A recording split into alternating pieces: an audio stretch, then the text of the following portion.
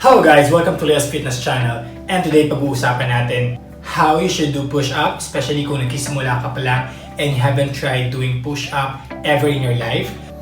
This video will give you some tips how to start doing push-ups, and this will also include programs para mas magawa mo ng maayos ang push-up, and also progressive programs to help you do more push-ups in the future.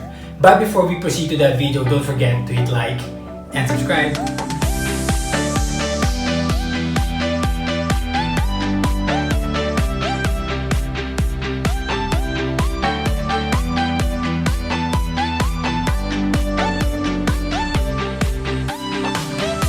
Alright guys, so here are some tips first before you do your push-up. So there are many ways for you to do kung gusto mo talagang masimulan yung first push-up mo and lumakas ka eventually sa mga darating na push-ups na gagawin mo. Kung bakit marami ang interested of doing push-ups, basically because when you do push-up, it really strengthens your body. It's your whole body that is being worked out, not just your legs, not just your shoulders, but it includes your chest, your shoulders, your back, your legs, your butt, your core.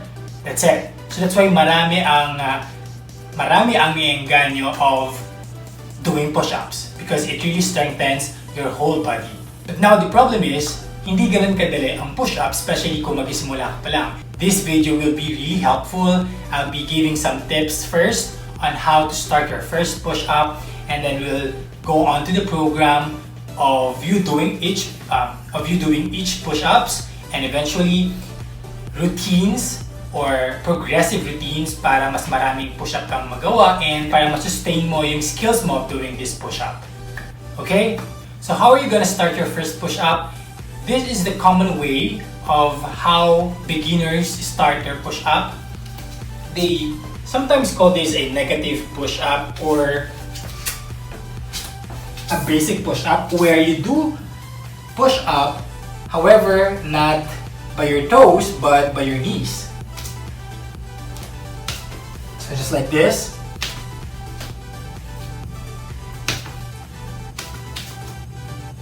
So we will do this on your knees, and of course, yung ating shoulders, pareho pa rin, yung pa rin yung gagamitin natin. So how it's gonna be,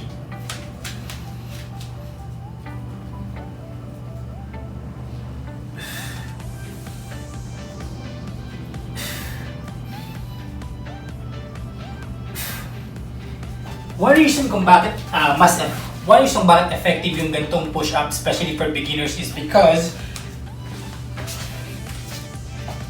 hindi mo binubuhat yung sarili mo completely.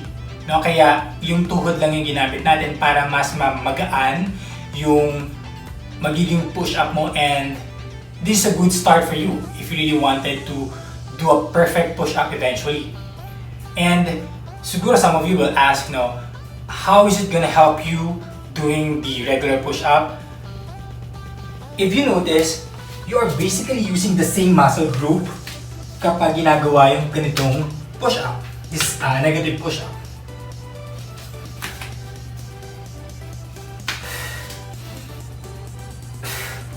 You see, you are actually using your tricep pa din, no? Your shoulders, your chest. It's just you're using your knees instead of your toes. And if for someone who is beginner in doing this kind of push-up, for a beginner like you, hindi naman kailangan that you completely lift your body whenever you do this kind of negative push-up. So it's okay to drop on your first push-up using your knees. So what I'm saying is like this. It's okay. You get up and you do it again.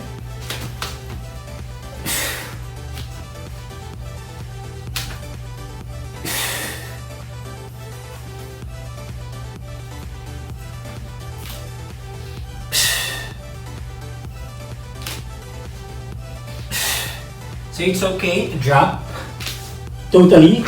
It's okay to drop totally and then lift your body once more.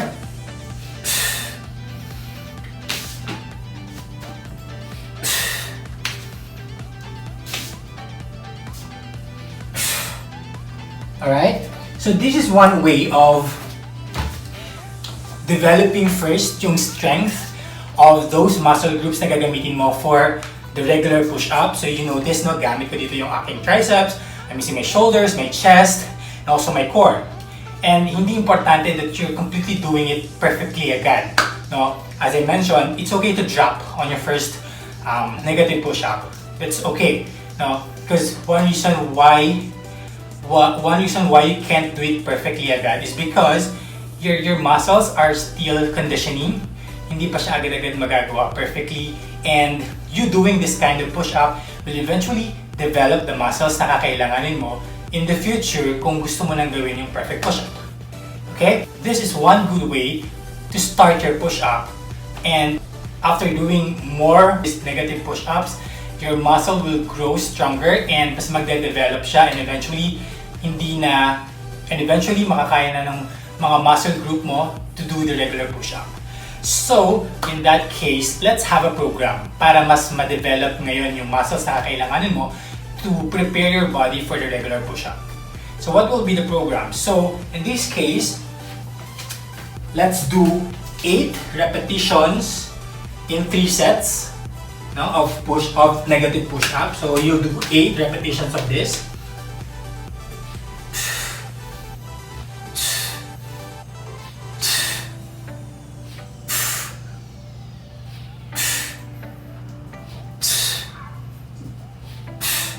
So that's 8. So that's 8 repetitions.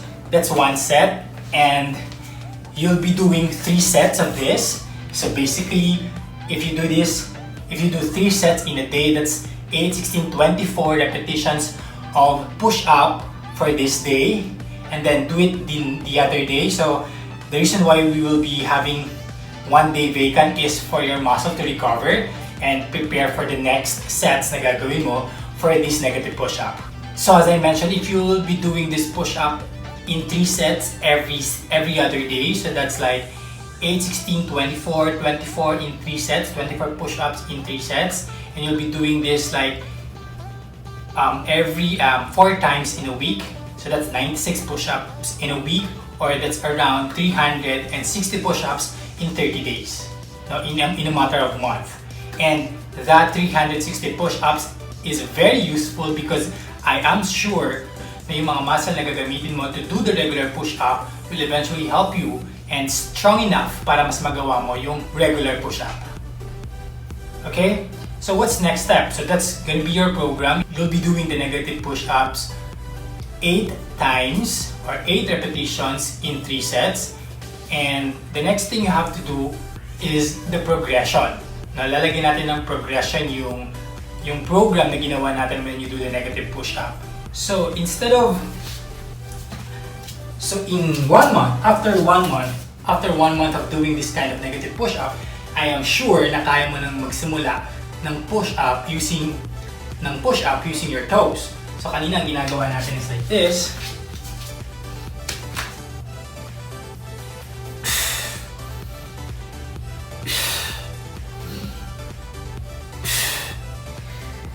And this time around, if you already completed the 360 push-ups in 1 month, I'm pretty sure na kaya mo nang gamitin yung toes mo to do this kind of push-up. And again, hindi kailangan na magawa mo siya completely agad, like this. Hindi pa. But I'm sure that the required muscle for you to do this push-up is already prepared para makagawa ka ng regular push-up. Okay, so what's gonna happen is, if you do the push-up using your toes, it's okay to drop. And then push up again. And then drop. Push up again. And then drop. That's it.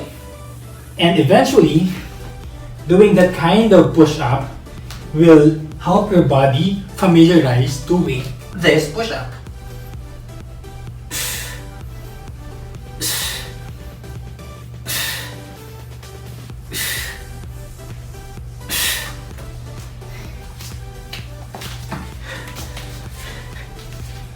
Okay guys, so kung mapapansin nyo, the program works is kailangan mag-start ko muna with your most comfortable weight when you do this kind of push-up.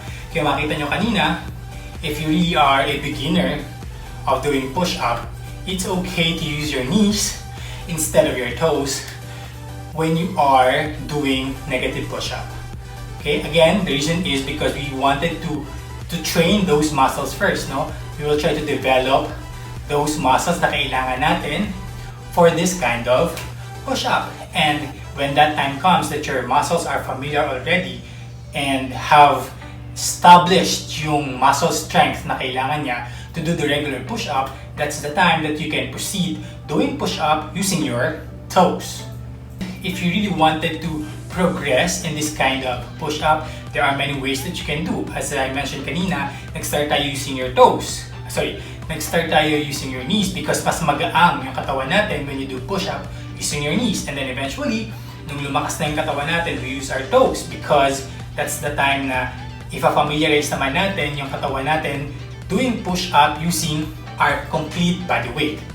And if you really wanted to be stronger when it comes to doing push-up, I recommend that you add some weight sa katawan mo para mas maging malakas yung muscle groups na ginagamit mo while doing this kind of push-up. So one way is by putting weights on your back. So for example, this additional weight that I'm gonna be putting on my back para mas mapalakas ko yung mga muscles na ginagamit ko whenever I do push-up. Just be careful when you do this kind of push-up. Safety first tayo, syempre. So now that I have additional 20 pounds on my back, I'll try to do this regular push-up again. Okay.